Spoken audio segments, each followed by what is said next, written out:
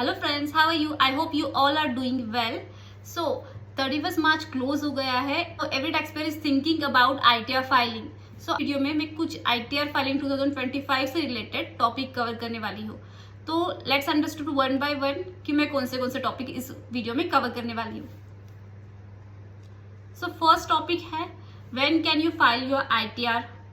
Then what's the deadline to submit your ITR? When are refund expected? And income tax filing due dates for all categories of taxpayer financial year 2024-25 and accounting year 2024-26. So the first important question is when can you file your ITR? The process of ITR filing usually begins in April after the CBDT releases the updated form. For accounting year 2025-26 and financial year 2024-25, the forms are likely to be notified and available for the electronic filing this month. Last year, the ITR forms were notified in February and e-filing begins in April, indicating a trend towards early availability. However, for most salaried taxpayers, actual filing typically starts in late May or June once they receive the Form 16. A key document issued by employer that summarizes the salary paid and TDS deducted during the financial year. Employers are mandated to issue Form 16 by June 15th each year.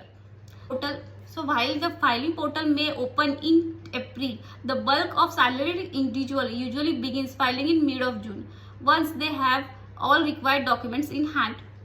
जैसे कि हम सबको पता है कि employees की salary पे TDS deduct करता है as per the slab employees की.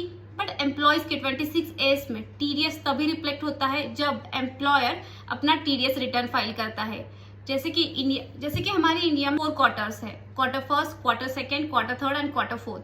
जो क्वार्टर फोर्थ होता है उसका रिटर्न फाइल होता है 31 मई तक एम्प्लॉयर की तरफ से. एम्प्लॉयर क्वार्टर 4 का टीडीएस रिटर्न फाइल कर देता है. उसके बाद ही एम्प्लॉयज के 26 AS में टीडीएस जितना पे किया है उसकी अमाउंट रिफ्लेक्ट होना स्टार्ट हो जाती है. इसकी वजह से ही एम्प्लॉयज का जो 26 AS होता है वो 15 जून तक अपडेट होता है फॉर ऑल टीडीएस ट्रांसफर. इसके बाद ही आप अपना आईटी रिटर्न फाइल कर सकते हो. अगर उसके पहले आप अपना आईटी रिटर्न फाइल करते हो और गलती से भी आपके 26 AS में कोई टैक्स अमाउंट अपडेट होना बाकी रह गई होती है तो उसकी वजह से आपकी टैक्स लायबिलिटी भी कम देख सकती है या फिर जो टैक्स रिफंड की अमाउंट है वो भी कम आ सकती है.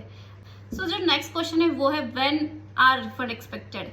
सो जैसे कि लोगों ने अगर टैक्स पे किया है और उनका रिफंड आने वाला होगा तो ऑब्वियसली लोग रिफंड के लिए वेट करेंगे. सो इस क्वेश्चन का आंसर ये है if you are eligible for refund of fund due to excess TDS or advance tax paid.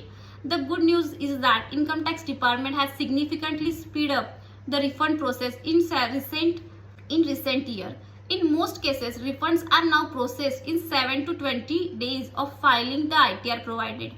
The return is verified promptly either through Aadhaar OTP or other methods.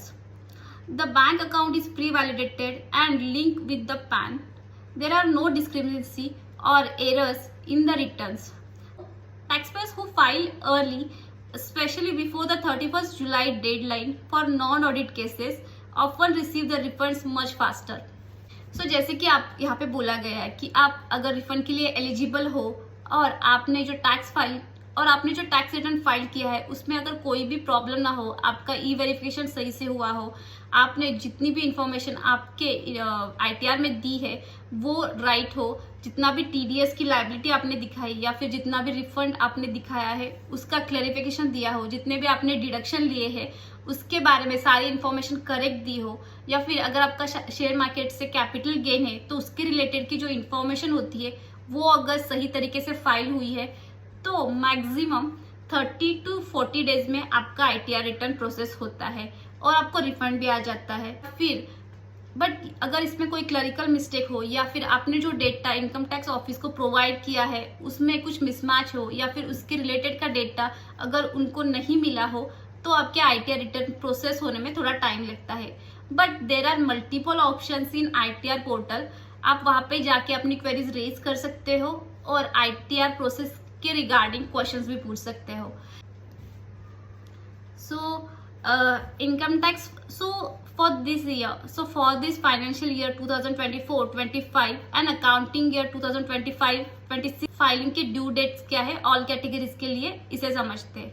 So individual HUF, AOP, BOI and not required audit, जिनके लिए audit required नहीं है, उनके लिए जो due date दी गई है वो है 31 जुलाई 2025, डे है थर्सडे. देन जो बिजनेसेस है जिनके लिए ऑडिट रिक्वायर्ड है, उनके लिए जो ड्यू डेट है वो है 31 अक्टूबर 2025 और डे आ रहा है फ्राइडे. जो बिजनेस है रिक्वायरिंग ट्रांसफर प्राइसिंग रिपोर्ट्स, उनके लिए जो ड्यू डेट है वो है 30 नवंबर 2025, डे आ रहा है संडे. देन जो भी लोग अपना रिवाइज रिटर्न करना चाहता है, अगर आपके रिटर्न में कोई भी प्रॉब्लम है और आप अगर आपके रिटर्न में कोई भी प्रॉब्लम हो और आप अपना रिटर्न रिवाइज करना चाहते हो, तो उसके लिए ड्यू डेट दी गई है 31 दिसंबर 2025, वेडनेसडे आ रहा है. देन अगर आप गलती से रिटर्न फाइल करना भूल गए हो या फिर आपके पास कुछ डॉक्यूमेंट्स अवेलेबल नहीं है, उसकी वजह से आप लेट रिटर्न फाइल कर रहे हो विथ पेनल्टी, तो आपका जो ड्यू डेट है वो है 31 दिसंबर 2025, वेडनेसडे. एंड जो अपडेटेड रिटर्न है उसकी जो डेट दी गई है वो है 31 मार्च 2030 तक आप कर सकते हो, 4 years from accounting year and और Sunday. If you like this video, please comment, share and subscribe.